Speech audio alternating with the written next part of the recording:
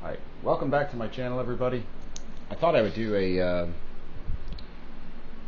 really quick update on the situation currently.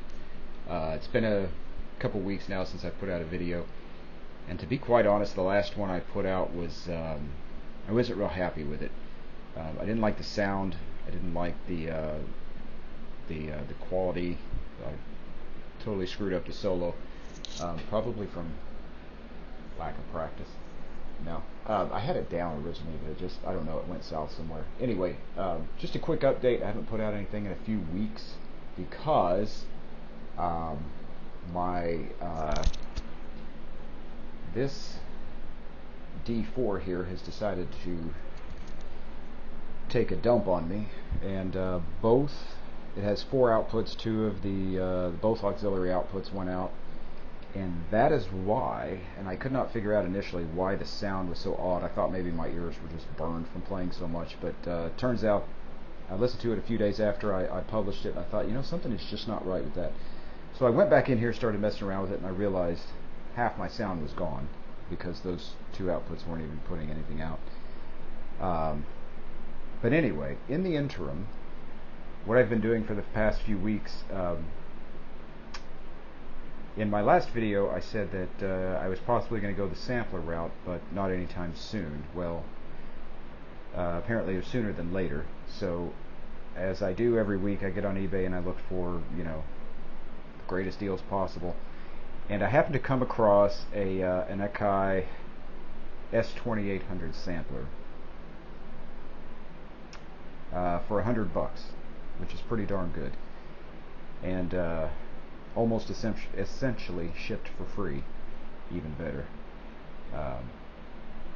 But when I got it, it needed a new backlight, and it was still on the old floppy drive. So what I did was I replaced the backlight and added one of the Gotek floppy emulator drives, and it came loaded with some sounds and the updated update to the operating system. So pretty handy. But as you see right here, this is our newest piece of gear here. So what I'm doing essentially now is, instead of running my sound through these now have become nothing more than MIDI controllers. So the pads are running into these are telling this what to do.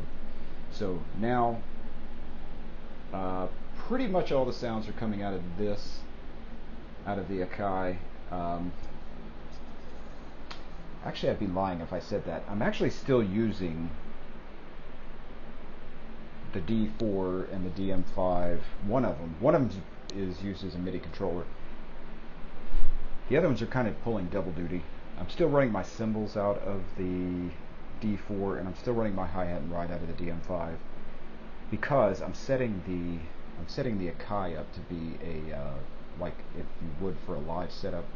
So only the drums will come out of the Akai, and other certain things, maybe effects and things, any kind of loops we might need, like for Rocket, Love Bites. There's some stuff on there that kind of needs effects and things like that. So select things other than the drums might come through the Akai, but for the most part it's just going to be strictly drums, and I'm still using everything else we were. One thing I did add, and I don't know if you can see this too well in this light, is the I added a MOTU MIDI timepiece. So essentially what you do is you program, it's like a MIDI merge type thing, and you put all your, basically you're running these 3 into the MOTU, and then from the MOTU you can run them wherever, but I'm running mine to the Akai. So these are all running into the Akai, so that when I'm doing my sampling, I can sample from all 3 if I need to. So that's basically what it is. It's like a MIDI merge. It keeps, instead of daisy chaining them all together and then going into the Akai, you just run them all through there. And the MOTU is really neat. You can do all types of configurations, things. But anyway, getting back to the thing. Oh, I also picked up another compressor for $13. I couldn't pass it up. So, what we're doing is running the drums out of the Akai now, and I'm going to attach a little sample of what the drums sound like now. To me, just my opinion, I think they sound way better, way fuller. And I will tell you something. I'm not going to turn this into a review, but I will tell you this. If you've ever had the chance to use one of these, it is, and I never had until now, it's an amazing machine. Now today you can do all this, I guess, with VSTs and DAW programs and all kinds of stuff. You can get all this stuff on the computer, and you can do it all computer. But this is a strictly hardware setup, so everything is being done strictly hardware, no computers whatsoever. And the reason I'm doing that is because of this project. I'm trying to keep it, for the most part, true to the times. Now the Akai 2800 came out, I think, somewhere around 91, same year that the D4s came out, early 90s. So the sounds are still, they're that, the 80s really didn't end until about 90, 91. So it's still that kind of catch-all. And when you listen to the soundbite I'm going to attach of the drums, you can tell that, I'm still using kind of an 80s sounding thing, especially for the toms, because what I've noticed about the toms is when you listen to his soundboard recordings on the Hysteria tour, they're very dry. They almost sound like an acoustic kit. But then when you hear it out in front of the house, it's very electronic sound, a lot of effects on his. And what happens is if you run the drums too dry, in a lot of these videos I do, they tend to get buried and you don't really hear them. So I'm going ahead and I'm running them as zappy and acoustic or electrically as I can, because they tend to add a little bit of depth to the music. So when you hear them and you're like, oh my God, he's Prince in the Revolution. Yeah, basically is what these sound like. But they sound really good in the music. I kind of did a little demo to one song, and the mix was completely off, so I'm not going to put that on here. But anyway, so like I was saying, if you've never had the chance to use one of these Akais, it is a super, super powerful piece of equipment. Now, when I bought mine, the floppy drive emulator came with some sounds on it. They give you a little jump drive, and you put it in there, and it acts like a little floppy drive, right? So it came with some sounds on it, but I went through them, and most of them are synthesizer sounds, and there wasn't a whole lot drum related on there. And the ones that were drum related, I just didn't. Nothing really grabbed me on those. So what I'm actually doing is I'm taking the sounds straight out of these, sampling them into here, and then building the sounds from there. So when you hear the little sound clip I'm going to include, when you hear the little run I do across the drums, and you'll have to forgive me how messy it is. I'm playing with tennis shoes on. It's kind of hard to play this with tennis shoes on. When you hear it, the cymbals are still coming out of the DM out of the D4, and the hi-hats and ride are coming out of the DM5, and it's just the drums that are coming out of the Akai. But the snare drum is probably, and I try to keep it as simple as I can, it's probably about a 2-shot sample, maybe. Bass drum's about a 1-shot sample, really tweaked with the filters and things like that.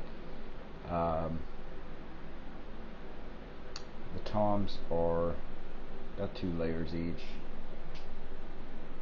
and the effects pedal is probably about 3. I can't remember if it's 3 or 4.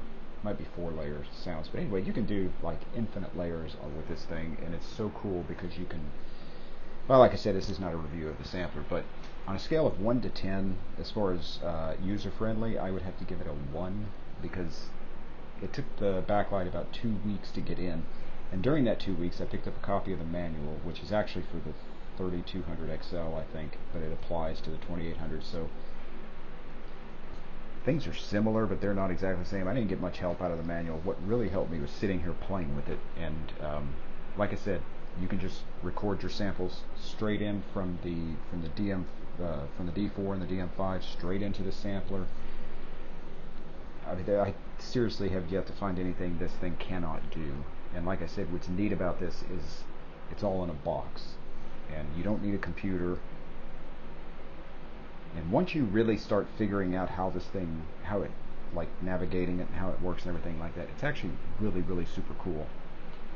And but what you're going to see is in my opinion, now there's no music. It's just me playing the drums, and there's no music to this. But it's to me, the sounds are quite a bit deeper and more well-rounded and powerful, I guess is the word for it. But I think that's about it. So that's where we're at right now. So it's still going to be probably, hang tight, it might be about another week before I can get another video out. I've locked myself in this room for 2 days now straight, trying to navigate this thing and figure it out, and I think I've just about got it to where I can get through the part of it where you're adding samples and manipulating the samples and doing all that stuff, assigning them to whatever. It's a little tricky, but it's well worth it, because I think it sounds way better than any like off-the-shelf modulars you can get. Now the D4 sounds good. The D4 is good by itself, and if you're looking for something that's just plug and play, the D4 is where it's at. But wow, this thing is unbelievable. So hopefully I can get another video out, hopefully by the end of this week. I'm not sure what it's going to be. Depends on what kind of sounds I get in here, and it should really, to me, I think it'll sound a lot better. But anyway, thanks for hanging in. Be patient. More is coming. We've got about 5 more songs to finish of the Hysteria tour, and then I'm going to do some more album songs, album covers. Gosh, there's probably 4 or 5 of those left too. So we got about 10, anywhere between 10 and 15 more songs to go. And then we're going to start getting, I've got the graphics going for I'm about to get the graphics going for our Akai kit. Got the pads already. Got our trusty active pads. So awesome. Stay tuned. Don't run away. There's way more to come. Thanks, guys.